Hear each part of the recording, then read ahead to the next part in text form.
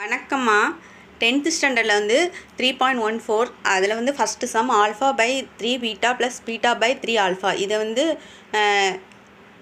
நம்ம formula use பண்ணி answer கொண்டு வரோம். இப்போ வந்து நம்ம 1/3 வெளியே எடுத்தோன்னா alpha by beta plus beta by ஆல்ஃபான்னு வந்துடும். இப்போ வந்து நான் வந்து இந்த ஆல்ஃபாவை மேலே கொண்டு போய் பெருக்கிறேன், இந்த பீட்டாவை மேலே கொண்டு போய் பெருக்கிறேன், இந்த ரெண்டையும் பெருக்கிறேன். குறுக்கு பெருக்கல் இது பேர்.